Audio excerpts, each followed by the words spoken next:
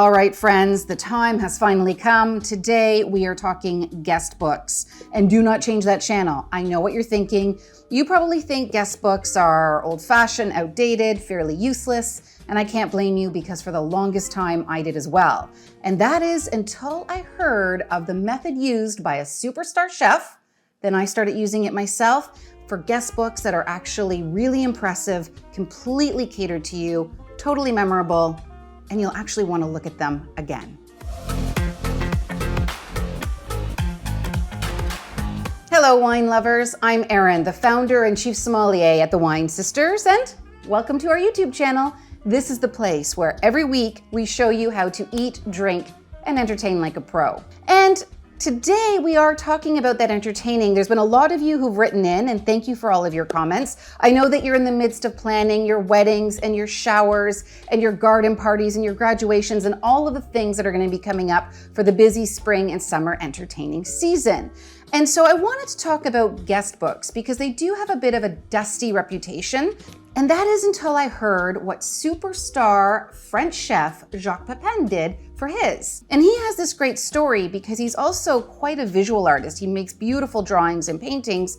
And he has all of these art books where over the years, the decades really, he would draw out the menu and then whomever showed up at his house for his dinner party would sign it. And so he has these beautiful books that are dating back, I don't know, to the 70s or to the 60s, where, you know, the first time he entertained his wife for a dinner party, before she was his wife, he can pull out that book and see her signature. Or his daughter can come home and say, hey, what did we do for my 5th birthday party? And he can go to the shelf and pull out that date. And I thought that idea was just really, really impactful. I loved hearing the stories where Jacques Pepin, a guy I've never met, but I'm hearing these stories, where he can go back in time and look at all of these momentous occasions in his life and not just see what he served, but remember the people who were there. So I started doing the same, and I have to tell you, it's been really impressive.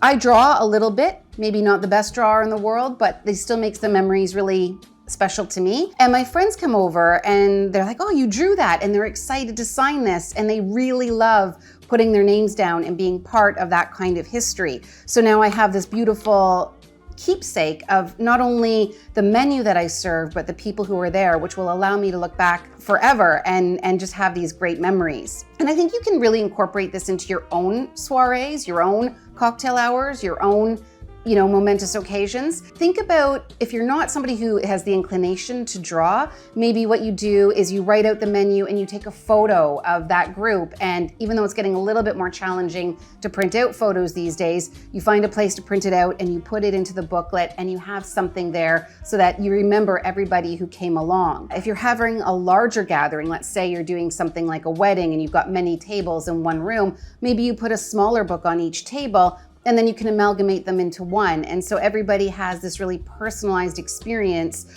of the guests that were there, the items that were served, and a little bit more of a catered memory that makes it really fun for you to look back in time. And I just love this idea. I wish it was my own, but full credit to Jacques Pepin. I think it's absolutely spectacular. So hopefully you like that idea and hopefully you take it for your own. And if you do, leave us in the comments below about what you've done and how you create memories of your own events, because I'd love to hear what you get up to.